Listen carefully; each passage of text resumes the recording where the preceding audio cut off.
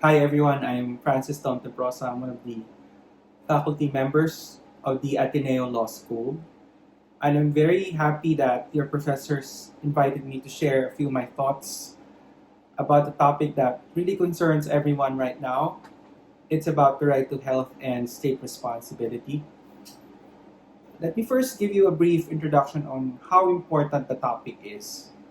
As we all know, we are beset by the coronavirus. There's an raging, ongoing um, pandemic that affects all of us.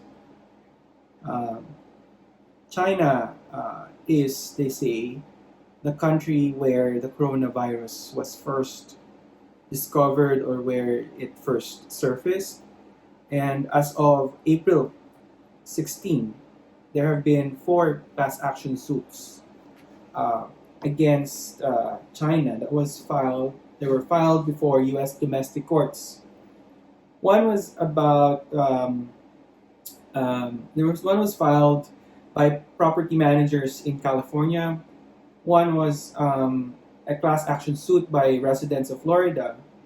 The third is a suit by the state of Missouri, and the fourth is a suit by a lawyer named Larry Klayman. Of course, the four suits so far, as of April 16, they were all filed under U.S. law and invoking U.S. law.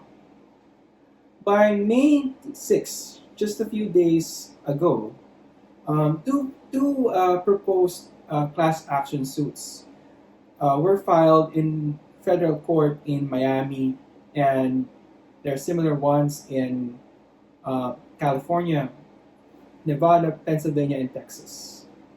So the state of Missouri, notably, is seeking damages, while Mississippi is said to also file a case. Florida may be the next state that will file also a case. So what I'm saying is,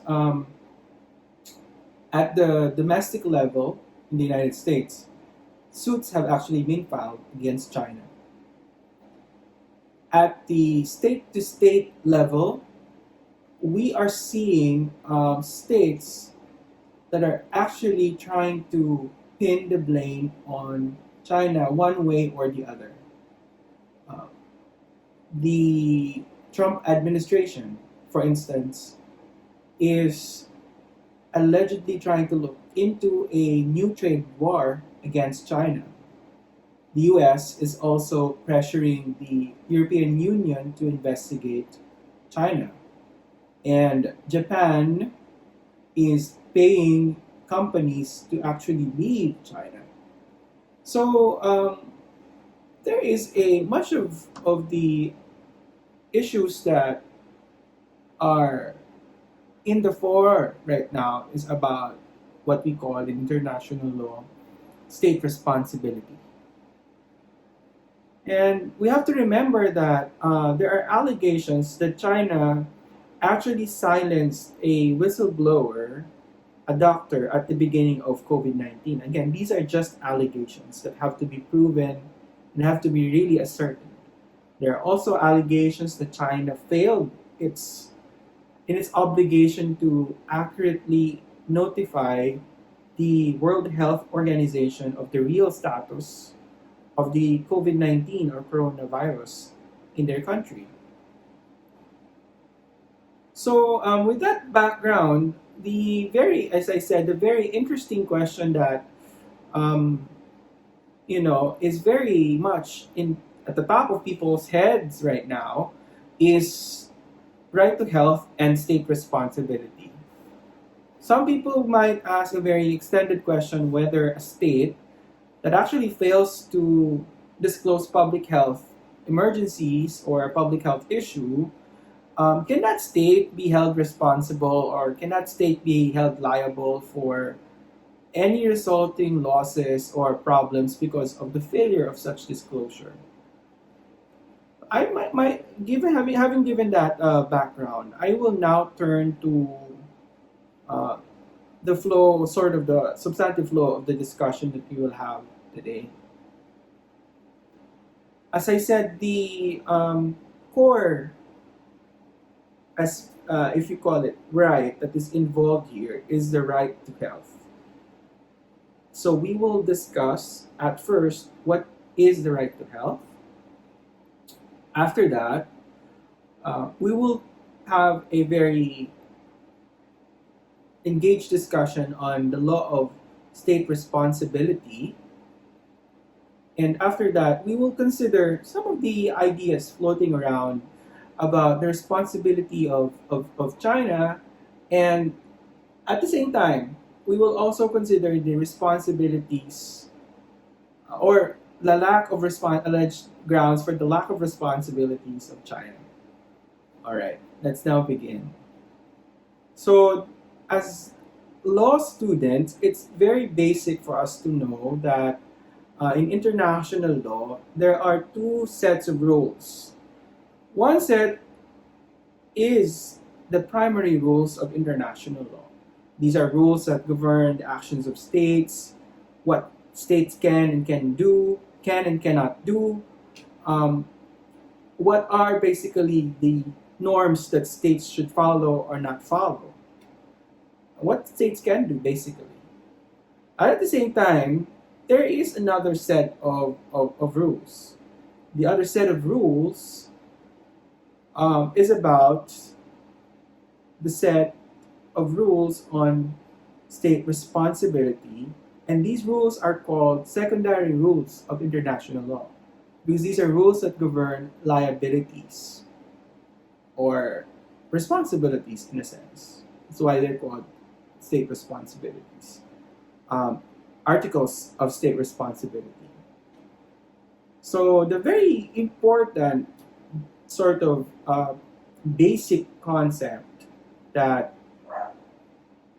is at the heart of the law on state responsibility is in Article 2 of the Articles of State Responsibility.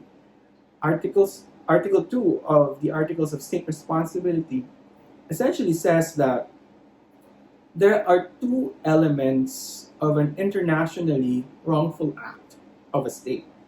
What are those? First is a state is internationally liable for an internationally wrongful act when the act or omission consists of, as I said, one, it is attributable to the state under international law, and second, it constitutes a breach of an international obligation of the state. Now, you might ask and you might wonder, what are the substantive rules or substantive law involved here?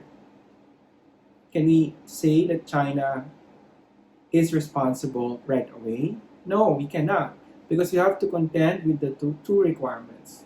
The first is attributability. The second is a breach of an international obligation of the state. So the question of what the rules are relevant goes into the second prong, second requirement. So that's probably more interesting for our purposes here. What are the rules? The rules that um, could have been breached by China under international law. But before we go into that discussion, we will first have to contend with the requirement of attributability, the first one. So naturally, there should be a connection or a nexus between the act or omission and the state. Has to be attributable to the state. So Article 4 in that sense says that the conduct of any state organ shall be considered an act of the state under international law, whether the organ exercises legislative, executive, judicial, or any other functions. An organ includes any person or entity which has that status in accordance with the internal law of the state. So granting that there might be some violated rules, assuming rules are violated in international law, we have to contend with the requirement of attributability. And the conduct should be of the organ of the state. That's the general rule. That's the general rule. Okay? So in this scenario where China um, is at very much the country that's in the hot seat, you have to know, upon further investigation of the facts, whether there was some action of the state that could be traced to the liability. So, and also, when you dig deeper into the rules of state responsibility, there are certain occasions wherein it might be not the state that acted, but private persons, and the action of private persons, organizations are attributable to the state. All right, so much for that. Now let's go to the rule on international obligation, the second prong. Article 12 of the Articles of State Responsibility guides us and tells us that there is a breach of an international obligation by a state when an act of the state is not in conformity with what is required of it by that obligation, regardless of the origin or character. Meaning that the action is in violation of a primary rule, where the action or omission is in violation of a primary rule of international law, to which that state is obligated to follow.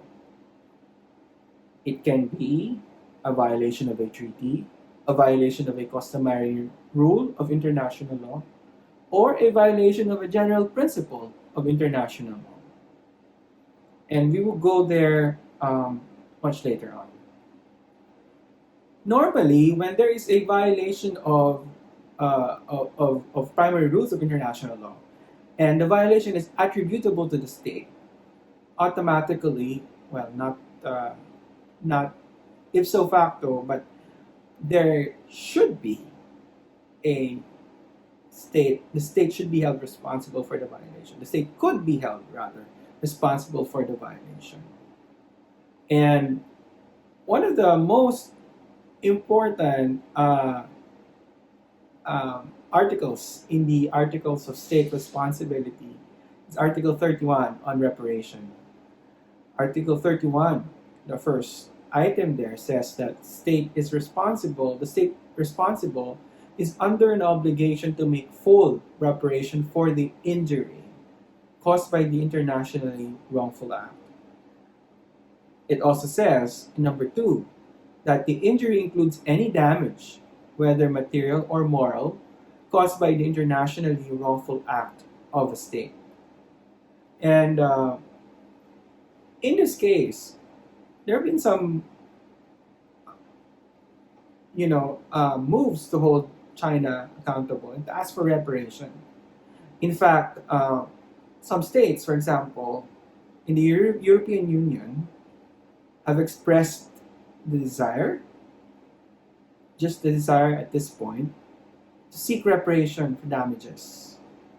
Alright, but the most tricky question is this, and this is the second part of this presentation. What primary rules of international law, primary rule or primary rules of international law did China violate? Or was granting that there have been some violations, what could have been the legal basis? Alright. We will go on a brief detour to the right to health. The right to health is a human right. It is in the International Covenant on Economic, Social, and Cultural Rights. And it essentially says that everyone has the right to the highest attainable standard of health. The UN Committee on Economic, Social, and Cultural Rights has said that the right to health it has two components. First is the physical health. Second is mental health. Right to health has four determinants. The services for the right to health, to honor the right to health, should be available, they should be accessible, they should be adaptable, and they should be of quality. So you have your three A's and one Q about the right to health. So per se, the right to health is a right that belongs to the people. Now, can China be sued for a violation of sort supposed to be the right to health of the citizen of another country? That remains to be answered. I don't think there's a very sure, far away answer to that. We have to consider whether China is a state party, whether China can be held liable as a state party to the ICESCR, or that